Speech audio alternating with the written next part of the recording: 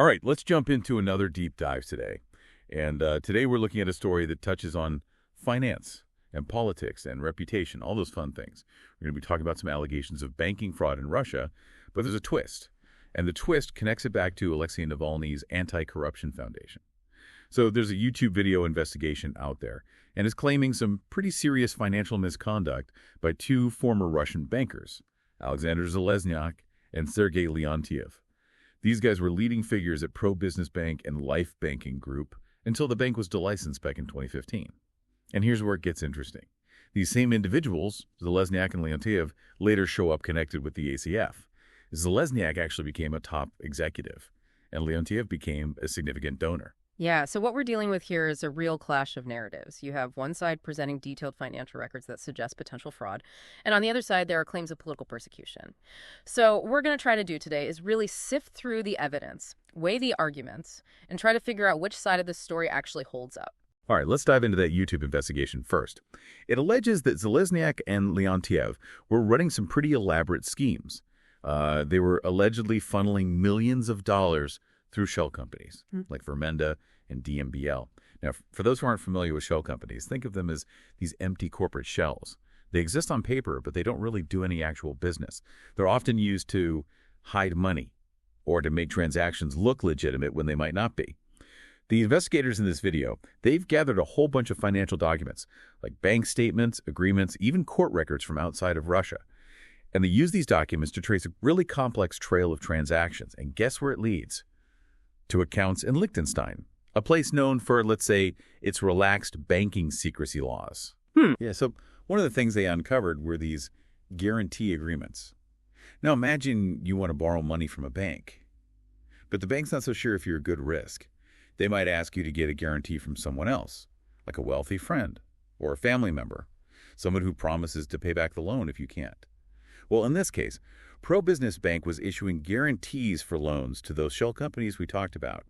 And when those companies, surprise, surprise, defaulted on their loans, Pro Business Bank was left holding the bag. They were on the hook for millions of dollars, which essentially left their depositors high and dry.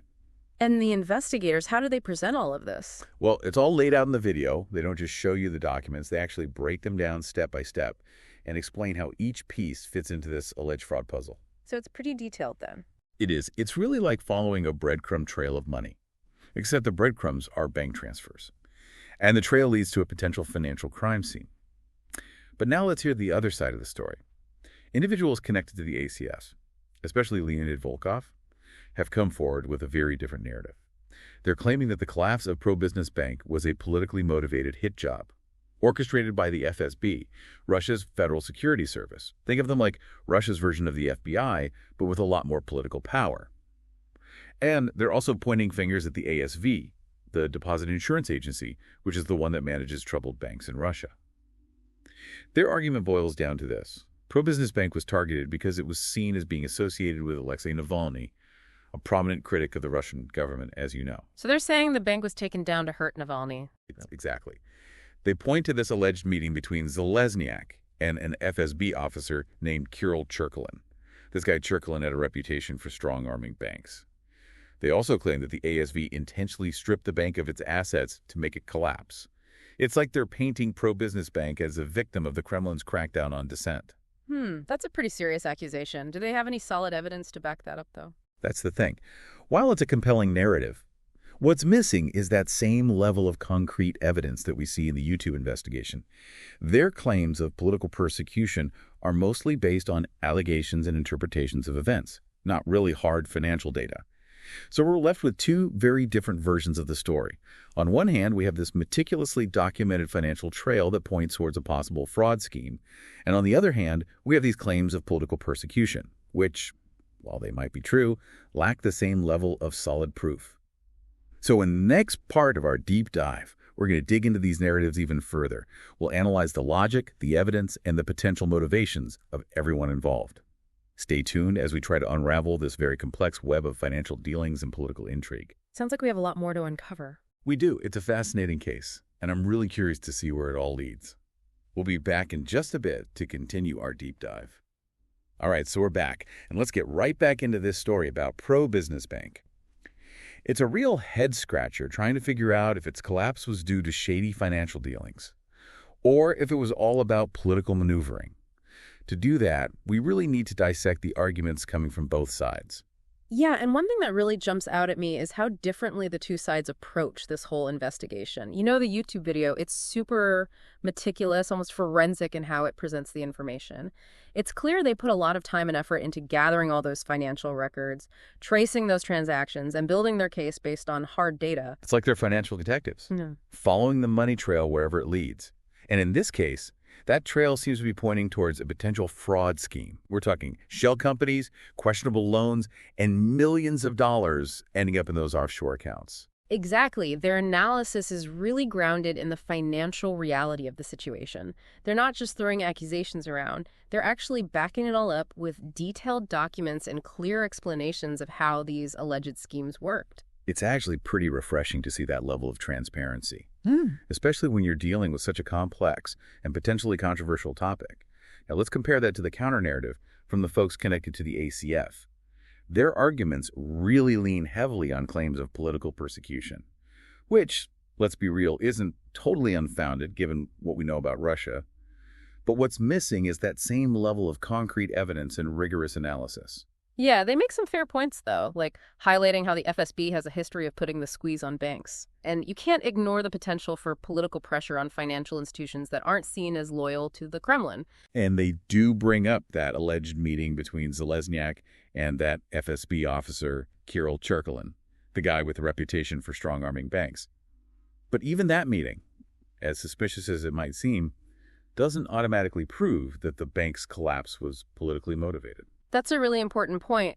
Their argument feels like it's jumping to conclusions without really connecting the dots. It's basically saying, well, the government has a history of targeting its opponents, so obviously pro-business bank must have been targeted too. It's like that guilt by association thing. Right. Just because the government has done bad things in the past doesn't mean they're automatically responsible for every bad thing that happens to their critics. Exactly, and that's where the difference in professionalism really shows.